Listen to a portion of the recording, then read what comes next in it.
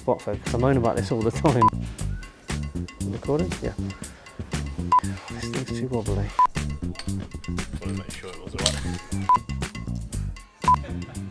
Next episode in the whole ID-Buzz series, and this is the fun one. If you've not seen the other ones, go back and watch them, but I'll run through what we've done so far. So we've done matte black badges, nothing particularly exciting. Gloss black grills, two-tone, have the top half wrapped. We've lowered it on lowering springs. Obviously they're gone now because it's going on air suspension. Internally, Mitch did full audio upgrade with Alpine, soundproofed it to death. We then went and put a Vibe audio sub in the back to fine-tune the bass even more. So these aren't quite ready to go in yet. We've had all these retrimmed. Again, we'll show you those in situ. THQ logo, nice sexy backs. Ditched the white and yellow just because it got grubby and dirty too easy. So gone with the grey to match the grey at the top of the vehicle, kept the yellow stitch to match the yellow inside, and then black leather outsides and this nice sport seat. Currently waiting for a few bits from VW in black, because obviously these are white seats and some of the trims, if you look over here, they're the same on the double. There's a few bits that we're hopefully getting hold of from VW in black to finish them off and get them inside. Oh, and finally from there we've got some styling, so splitters and rear spoilers, which we're probably going to put on as long as it's not too low. Looks good as it is, but it's going to look a hell of a lot better. I'm going to leave you with Mitch. He's going to work his magic and we'll try and follow the journey and then show you the finished result right at the very end.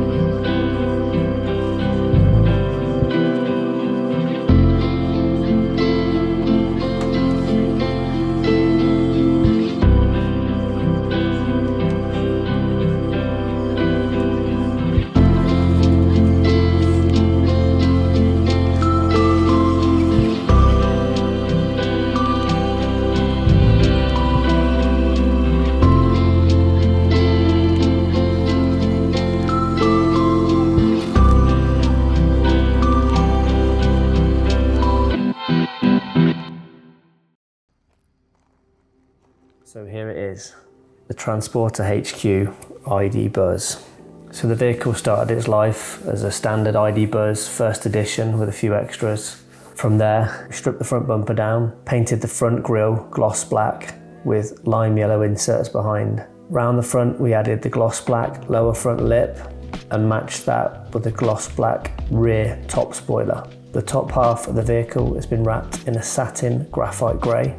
Both front and rear badges were removed and painted matte black. Solo suspension sunstrip.